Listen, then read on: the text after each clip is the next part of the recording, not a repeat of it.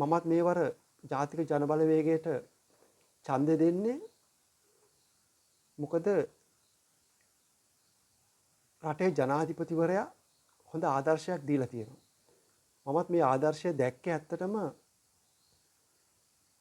Facebook සහ YouTube එකෙන්. මොකද එක මහාචාර්යවරයෙක් දාලා තිබුණා අනුර කුමාර දිසානායක මම හිතන්නේ මේ ගිහිලා තියෙනවා ඉන්දියාවට. ඒ ගිය වෙලාවේ ඔහුගේ මේ ඇඳුමේ මේ බොත්තමක් වැරදිලා දාගෙන තිබුණා. ඉතින් ඒක මේ අපේ රටේ සමහර මාධ්‍ය ආයතන සමහර මාධ්‍ය වේදීන් YouTube එකේ Facebook එකේ මේ සහ ප්‍රධාන නාලිකාවල ඒක නිකන් අර සමච්චලයට පත් කරලා අගෞරවයට පත්වන ක්‍රියාවක් හැටියට තමයි දැකලා තිබුණේ. නමුත් අර මම මේ කියන මහාචාර්යවරයා ඒක විග්‍රහ කරනවා. මොකද මේ ඔහුට ඒ වෙලාවේ ඒක පෙන්වන්න කෙනෙක් ඉඳලා නැහැ. ඒ කියන්නේ ඒක දැන් වෙන ජනාධිපතිවරයෙක් හරි වෙන මැති ඇමති කෙනෙක් හරි ওই වගේ උත්සව අවස්ථාවකට ගියා නම් අපේ රටෙන් තවත් අර රූපලාවන්‍ය ඒ ෆේෂල් කරන අය කීප දෙනෙක් යනවා කියලා. නමුත් මෙතුමත් එක්කලා එහෙම කිසිම කෙනෙක් ගිහිලා තිබුණේ නැහැ. ඒ නිසා තමයි මේ වැරද්ද එතුමාටින් සිද්ධ වෙලා තියෙන්නේ. ඇත්තනේ කතාව ඇත්ත. මොකද එහෙම ෆේෂල් කරන කෙනෙක් හරි කවුරු හරි ගියා නම් ෆේෂල් කරද්දි දකින්න එතුමාගේ මේ ඇඳුමේ අර බොත්තම නැහැ කියන එක. ඒක හරියට වැරලා නැහැ කියන එක දකින්න.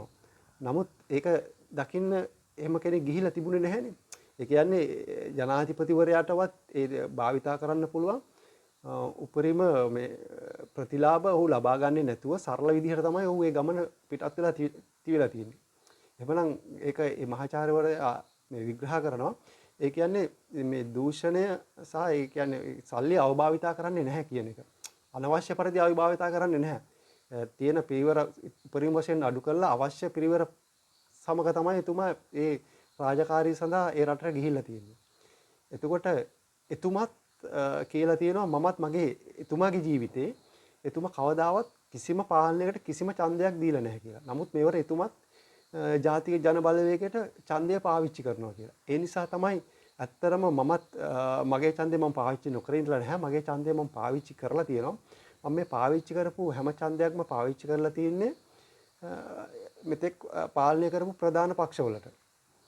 ඒ අවස්ථාවේදී රට වෙනුවෙන් යම් යම් පක්ෂවල මගේ ඡන්දය මම භාවිතා කරලා තියෙනවා. නමුත් මමත් තීරණය කරා මෙවර මේ ඇත්තටම මේ අද රටේ නායකය සහ ඒ මේ අමාත්‍ය මණ්ඩලය മന്ത്രിවරු ඔවුන්ගේ වරප්‍රසාද ඉතාමත්ම අඩුවෙන් භුක්ති විඳින්මින් දූෂණය අඩු කරලා තියෙනවා, වංචාව අඩු කරලා තියෙනවා, හොරකම අඩු කරලා තියෙනවා. ඉතින් හොඳ දැක්මක්, හොඳ ක්‍රියාවට නංවල තියෙනවා නම් අපිට තවත් දේවල් ගැන හිතන්න දෙයක් නැහැ. රටේ සංවර්ධනය ඒ තුලින් ක්‍රියාත්මක වේවි. මොකද රටට සංවර්ධනයට එන මුදල් ප්‍රතිලාභ වලින් 50%ක් අවභාවිතා කරනකොට රටක් සංවර්ධනය කරා යන්නේ නැහැ. නමුත් මෙහෙම භාවිතා නොකරන්නේ නම් මේ රටේ සංවර්ධනය කරා ඉතාම ශීඝ්‍රයෙන් යන්න පුළුවන්. ඒක මේ මාස 2-3කින් මාස 6කින් අවුරුද්දකින් යන්න පුළුවන් ගමනක් නෙමෙයි. අපි ඒකට පොඩ්ඩක් ඉවසලා ඉඳලා අපි ඒක තව අවුරුදු 2-3ක් තව අවුරුදු 5ක් තියෙනවා. ඒ 5 තුල යම්කිසි සංවර්ධනයකට යන්න පුළුවන් කියන අවබෝධයක් තියෙනවා අපිට.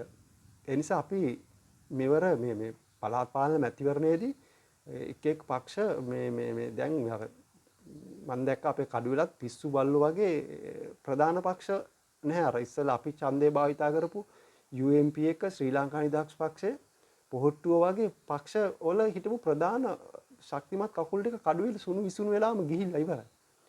ඒගොල්ලන් දැන් මේ පොඩි පක්ෂ හදාගෙන සවාදීනව එහෙම මේ තමයි දැන් මේ ඡන්දෙට ලෑස්ති වෙන්නේ. මේකත් එක්තරා විදිහක උපක්‍රමයක් මේ කඩුවෙල පාලන බලය ඒගොල්ලන්ගේ අතට ගන්න. නමුත් මේ රටේ අපේ ප්‍රදේශයේ අපේ කඩුවෙල ජනතාව හැටියට අපි බුද්ධිමත් වෙන්න ඕනේ. මේ කඩුවෙල නගර සභාවට එකතු වෙන මුදල් අවභාවිතා නොකර කඩුවෙල නගරය පුරාම සැලසුම් සකස් කරලා ඒ හැම සතයක්ම ඒ ක්‍රියාවන් වලට යෙදවෙන ක්‍රමයක් සැලසුම් කරන ඉහළින් නායකයෝ හොරකම් කරන්නේ නැත්තම් පහලත් සිද්ධ වෙන්න විදිහක් නැහැ. සිද්ධ කරන්නේත් නැහැ. සිද්ධ කරන්නත් බෑ.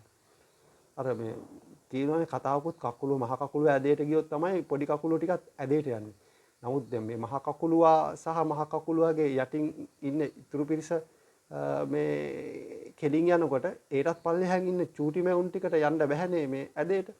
ඒ නිසා ඒකත් අනිවාර්යයෙන්ම ක්‍රියාත්මක වෙනවා කියලා අපිට උපරිමම විශ්වාසයක් තියෙනවා. ඒ නිසා මෙවර පළාත් පාලන මැතිවරණයේදී මමත් ඔබට ආරාධනා කරනවා මම වගේම සියලුම ජනතාව කඩුවෙල ජාතික ජන බලවේගයත් එක්කලා එකතු වෙන්න ජාතික ජන බලවේගයට ඡන්දය පාවිච්චි කරලා අපි අපේ මුදල් ඉතාමත්ම සුරක්ෂිත ලෙස අපේ ප්‍රදේශය සංවර්ධනය කරා අපි යොදවා ගමු.